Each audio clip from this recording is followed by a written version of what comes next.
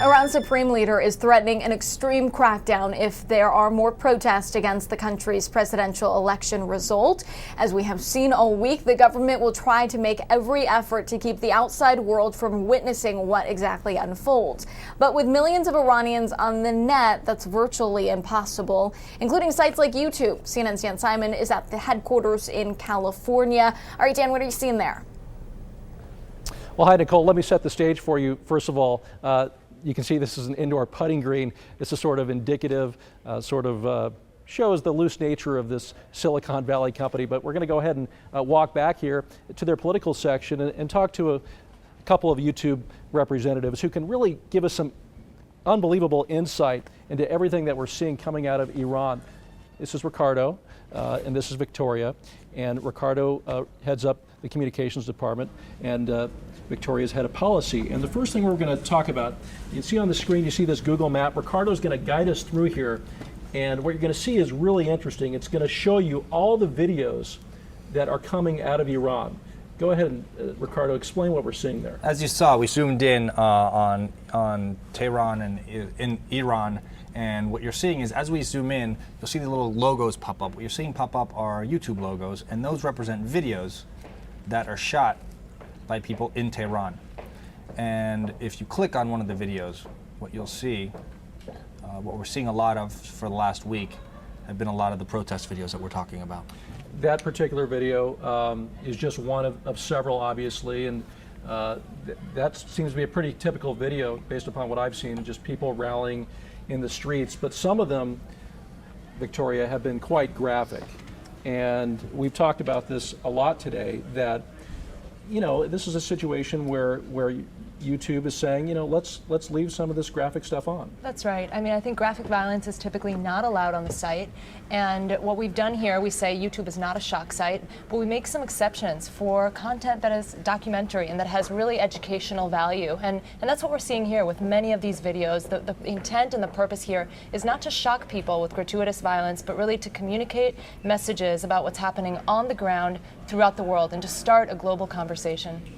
Ricardo, when you look at the impact that YouTube has had on this situation in Iran, you guys are all over the media.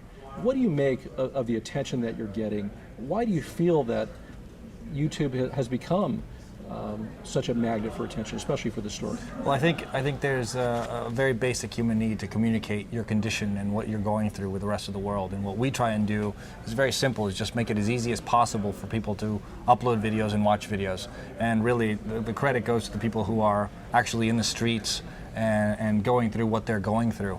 And they're the ones that are making this happen, but it's their need to communicate their situation on the ground, and us having an eyewitness account of what's happening. And one of the most amazing things that you're seeing here is the comments. So the story gets uploaded in the video, but then the story keeps on going because the comments continue to unfold in real time, and you really get to hear the voices from around the world weighing in on what's happening. What's happening is a conversation is starting. So it's a dialogue. So we are talking about it right now, but on YouTube, on other social sites, people are continuing this conversation, so this keeps going. You know, that logo shot really told the story in terms of, obviously people are getting their videos up, so you know it's authentic, that they're coming from Iran. But at the same time, you're seeing a huge reduction in traffic from what you normally see coming out of that country. So what is happening? I mean, there's a sense, at least, that the government is restricting people from accessing YouTube, yet people are still able to upload the videos. We've seen traffic since the elections go down 90%. And 90%? 90%. What we think is happening is that people within Iran are using computers outside of the country. So they're accessing computers inside the country and then mirroring outside of their country. So they're still accessing YouTube from computers, using computers outside the country to do it. Other things you're seeing is that the Iranian diaspora is very much getting together, and so you'll see the same video being uploaded from all over the world. And you guys must look back at when you look at the evolution of this company, you know, most people associate YouTube still with home videos and pets and clowns, and you guys know that. What do you make of the fact that suddenly this media company has been around for obviously several years, but now at the forefront of this international crisis? Well, I mean, I think we've always believed that more information means more power and more choice for individuals, and we've always had that free exchange of information as a goal at YouTube. So I think this is just a continuation of the intent of the founders of the site, really. Yeah, and you've seen the evolution of the site. I mean, initially it was people sharing very personal moments or things that they had in common with other people. And then through the elections here in the United States, elections around the world, you've seen adoption by the Prime Minister of Japan, the Queen of England, the Pope, all have found YouTube a great way to communicate with the rest of the world.